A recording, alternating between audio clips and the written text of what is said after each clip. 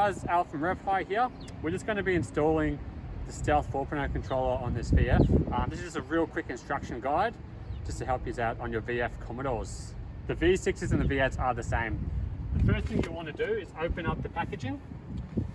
This is your controller box. You will want to move the pin, the bottom pin. Don't know if you can zoom in. The bottom pin was there. It will have to be moved across to there on the VF. So it should look like that. That's the FU2 setting. The next thing you will want to do is remove a couple of clips. I only ever remove this clip here, and it's hard to see, and this clip here. So there's two clips, this clip and this clip I remove. I use one of these little tools. They're like $3 on eBay. Okay guys, next, you will need to unplug this cable up here. There's a little red clip up there. Ignore this white one here. You do not need to unplug that. That's for your brake booster. There's a common misconception because the plugs look the same, but they won't go in. So now, there is a little clip that you do have to push up. That's the red one. So you push it up and then you have to push it in and push it up. So up the top of there is where the factory one will sit in, if you can sort of see it. So that sits in there, and you just unplug it like that. Next, you will want to open the TR17A harness. It will look like this. So that one that we've just unplugged, that one goes back onto the accelerator pedal, and this one will go onto the one that we just pulled off the accelerator pedal. So it's almost going to be like a loop. This one is going to go into our controller box.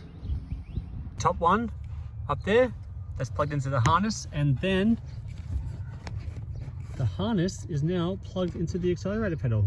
And then you have to push those little red clips down on both ends. And then we're left with this. All plugged into the back of our controller box.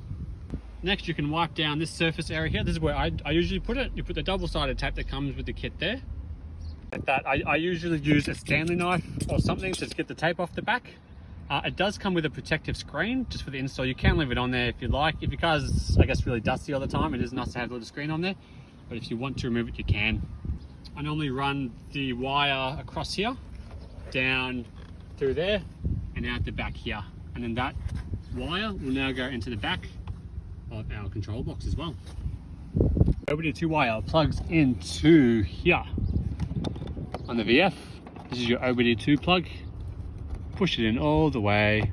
This blue wire you can ignore. You only need to use this blue wire if you want to install it onto your light switch. I should say your reverse light switches. That just, I guess, deactivates the controller when you are reversing. That's up to you. It's not 100% necessary. It's just an extra safety feature. You will probably need an auto electrician to fit that though. That's all connected now. There are a couple cable ties that do come with the kit. I have cable tied it nice and neatly up there. You will now want to install this back with those little clips that we uninstalled before. Hey guys, so now all you'll need to do is put the car onto ignition. If it's push start, please hold down the push start button for about 10 seconds. Next, all you'll need to do is go to standard mode. If it says use, that's fine. If it has your battery voltage gauge, which is what this is now, that's fine as well. All you'll need to do is hold down the M button until the little dots like count up. I want your low voltage, which is with your foot off the accelerator pedal. Just press M once. Now I want your high voltage, which is your foot all the way down on the accelerator pedal. Push really hard.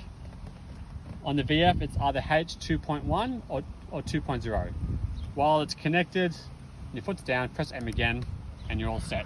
For a detailed explanation on the modes, please see one of our other videos on our website, www.revhigh.com.au, or on YouTube. Cheers guys, bye.